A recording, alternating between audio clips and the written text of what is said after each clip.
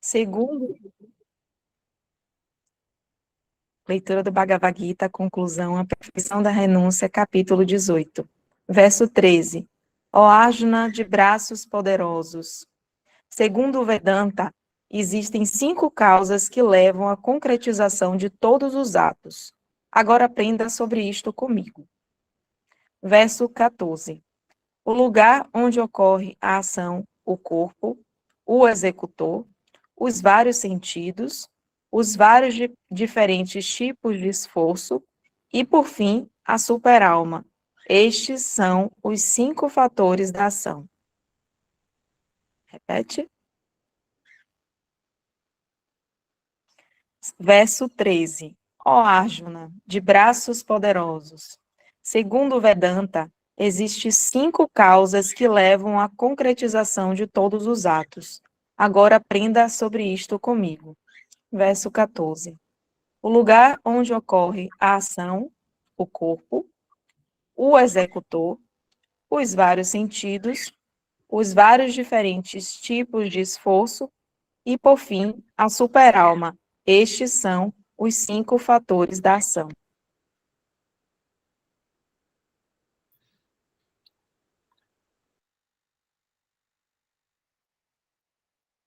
Muito bem. Hare Krishna, Krishna Krishna, Hare Hare, Hare Rama, Rama Rama, Hare Hare. Om Namo Bhagavate Vasudevaya, Om Namo Bhagavate Vasudevaya, Om Namo Bhagavate Vasudevaya.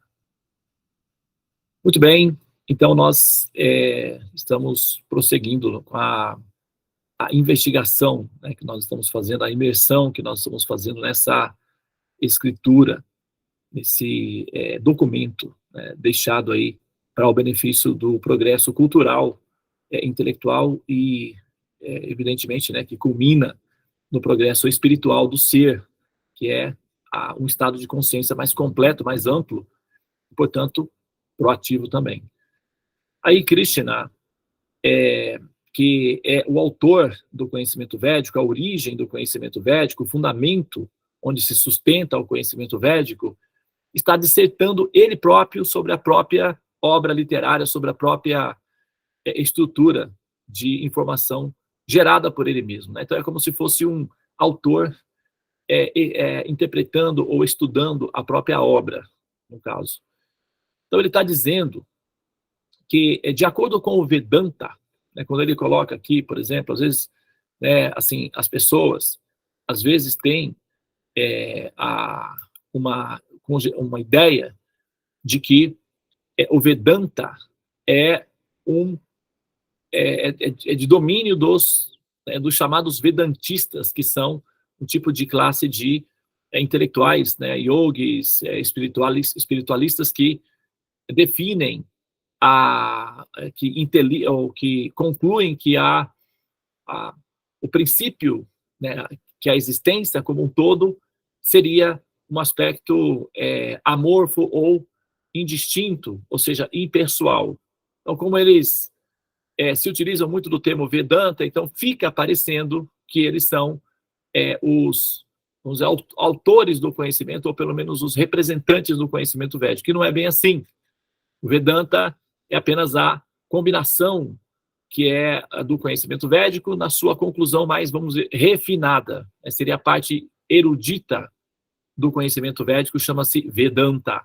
Antaha, que significa a conclusão, e Vedas, que significa a verdade. Então, Vedanta, que significa uma elaboração consciente da verdade, ou seja, é aquele que consegue compreender a conclusão da verdade. Então, Vedantista significa aquele que entende o valor objetivo dos textos védicos, e Vedas significa o compêndio do conhecimento védico, que é elaborado diretamente pela suprema personalidade de Deus, Bhagavan, Sri Krishna, o ser pessoal que está falando sobre o próprio conhecimento védico aqui nesse verso, né, da Bhagavad Gita, que está descrevendo aqui a conclusão, que é a conclusão da Bhagavad Gita, que é a perfeição da renúncia. Então, estamos nos capítulos 18 e os versos que foram lidos 13 e 14. Tá? Só para contextualizar os primeiros atos. Ele está dizendo aqui, olha, Agora, aprenda, né, aqui, olha, Vedanta, existem 5 causas que levam à concretização de todos os átomos, de todos os atos. Agora, aprenda sobre isso comigo. Ou seja, né, assim, é muito mais, é produtivo para você ouvir de mim esse conhecimento, tá? Então, nós temos várias fontes de assimilar conhecimento. Aqui, nós estamos ouvindo o autor do conhecimento falar sobre o método de conhecimento. Então, ele está dizendo, ouça esse conhecimento ou aprenda esse conhecimento comigo. Então, a Bhagavad Gita tem essa função de ser o mestre falando da própria autoria dos seus conhecimentos. É só para contextualizar isso daí. Outra coisa, ele está descrevendo os 5 fatores que geram uma ação. Os cinco fatores que estão envolvidos numa ação. E, às vezes nós, assim, queremos alguma coisa e nós temos que contar com as 5 possibilidades que estão envolvidas nesse processo de alcançar esse objetivo ou de viver a experiência. Primeiro, o lugar onde ocorre a ação, que é o corpo. Esse corpo ele pode ser o corpo local, o corpo individual, ele pode ser o corpo estendido, que é a sociedade, ou ele pode ser o corpo complexo, que é o universo em si. E se a coisa for elaborada de maneira mais ampla, então nós vamos ter que incluir a criação universal, ou as criações universais, o que, evidentemente, né, aplica-se aos multiversos. E a ideia de multiversos já está prevista nos Vedas. Existem milhões, infinitos universos gerados a partir de uma única respiração do Senhor Supremo. Isso nós atualmente chamamos de multiversos. Nos Vedas, isso é chamado de Mahatattva, ou a grande criação, ou campo da criação, onde muitos universos pululam, como num jardim, que é onde nascem as flores. Então, o corpo aí, nós vamos partindo do princípio de um corpo individual, um corpo, né, estendido, que é a família, um corpo coletivo, que é a sociedade, é um corpo amplo, o planeta, aí essa reverberação vai indo, até chegar aos limites extremos, que é o que nós chamamos de infinito.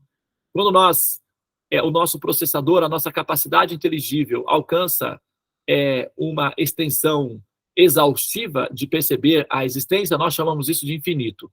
Infinito é uma forma de dizer que nós nos cansamos, ou seja, a nossa capacidade, o nosso fôlego chegou ao limite máximo. E quando chega ao limite máximo da capacidade de perceber, nós chamamos isso de infinito. É um adjetivo para assim, definir a nossa limitação. É um sinônimo para a nossa limitação, é o infinito, que é também um adjetivo para a extensão do universo, ou da criação.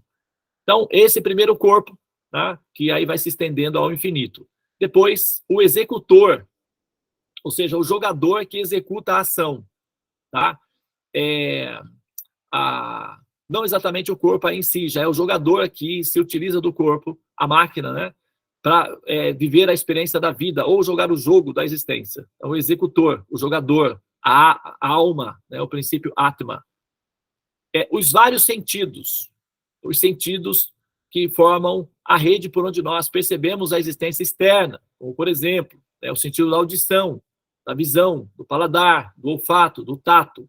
Então, os 5 sentidos são a rede onde nós conseguimos interagir ou interagir sensivelmente com a assim chamada realidade externa, através dos sentidos que nós, teoricamente, vemos, ouvimos, sentimos, etc. Então, são 5 sentidos que estão envolvidos na operação. Os vários diferentes tipos de esforços, né? Que significa os desejos. Quando nós desejamos algo, nós nos esforçamos por aquele algo. Quando nós não desejamos algo, nós nem nos esforçamos, ou não há necessidade de esforço, porque não há desejo. O esforço só vem quando aparece o desejo. Tá? Então, a intenção, o movimento. E as almas, elas estão, na verdade, todas as almas do presente, do passado, do futuro, elas, todas as almas, todas, absolutamente todas, elas executaram ou executam ou executarão apenas 2 ações, somente 2 ações. Todo o esforço da alma se reduz a apenas duas ações básicas, que significa ou ela está tentando ser feliz, ou ela está tentando diminuir a infelicidade que ela sente. Ou ela tenta ser feliz, ou tenta diminuir a felicidade, ou a infelicidade. Todas as ações que ela tomar, caminhar, passear, dormir ou não dormir, casar-se ou não casar-se, viver ou não viver, enfim, todas essas ações estão relacionadas ou com a tentativa de ser feliz ou com a tentativa de eliminar ou diminuir os traços da infelicidade, tá? Então, essas ações, esses esforços, são relacionados a isso, ou a aumentar o prazer ou a diminuir a dor. E, por fim, finalmente, a superalma, ou seja, o observador supremo, a suprema personalidade de Deus, que é o aspecto localizado do Criador, que vai, então, posicionar-se no Anahata Chakra, que é o chakra coronário, o chakra cardíaco, e a partir daí, então, ele vai observar os traços de comportamento do jogador. Ele vai acompanhar o jogador aí na sua epopeia de exploração do Mahatattva, que é a simulação, né? A ilusão. Ele vai vivenciar as suas experiências, frustrações, decepções, acertos, vitórias, etc. E com isso ele vai acumular um coeficiente de conhecimento, de percepção de realidade. Em algum momento, ele vai, então, saturar-se do processo de nascer e renascer, porque acaba que isso gera um certo tipo de trauma, porque o ser, então, ele é um princípio eterno e, condicionado a uma situação temporária, gera um conflito de interesses, o que provoca um estresse, um desgaste, em que um ser eterno precisa viver a experiência da interrupção, ou seja, da assim chamada morte. E isso causa ansiedades e angústias existenciais. Essas ansiedades, essas angústias existenciais, elas têm um princípio didático, que é uma motivação didática para que o ser motive-se, né, a justamente romper com o ciclo dos repetidos nascimentos e mortes. Então, esse é basicamente o programa de educação que está em andamento. Ou seja, nós almas, assim, em estado de condicionamento, partimos do princípio que nós somos o corpo, e aí nesse campo nós tentamos explorar o campo, extraindo prazer do campo, seja do campo localizado, o corpo, ou do campo estendido à sociedade, enfim, os membros ao nosso redor. E isso, enquanto o elemento tempo está exercendo a sua pressão sobre os demais elementos, causando a entropia ou a decomposição deles, o que significa, tecnicamente, o envelhecimento e, consequentemente, a assim chamada morte. Então, o desgaste dessa experiência de interrupção nos levará ao questionamento: o que é que está acontecendo? Por que que eu tenho que, né, assim, por que que nós morremos? Ou seja, o que é isso? Então, quando o ser chega nesse momento, ele, então, é colocado diante dos conhecimentos védicos. Então, o jogador, ele é selecionado primeiramente pelo coeficiente de interesse de evolução. Então, ele é colocado diante dos conhecimentos védicos. O que o jogador vai fazer a partir daí é que entra o chamado livre-arbítrio, se ele vai assimilar essa oportunidade ou se ele vai relativizar. Relativizando, ele volta para o oceano dos renascimentos e mortes. Assimilando a informação, ele transcende e deixa de renascer novamente ao mundo dos mortos. Isso né, vai depender um pouco da quantidade de espaço que o jogador tem de assimilar a informação e do interesse que esse jogador tem de concluir o sentido da existência, renunciando à preguiça, à letargia e às sombras da ignorância. Mas, enfim, as almas têm liberdade para decidir o que elas querem fazer. Algumas decidem abrigar-se nas sombras, outras decidem absorver-se na luz, evoluir, transcender e deixar de morrer. Bom, então, essa é a nossa situação. Tá? Muito bem, nós vamos então agora dar sequência no nosso sadhana e nós vamos então agora entrar no campo da Torre dos Mantras. Namastê, Hare Krishna, Krishna Krishna, Hare Hare, Hare Rama, Rama Rama, Hare Hare. Ó energia suprema, amor divina, desperta-me, eleva-me, envolve-me protege-me. Hare Krishna.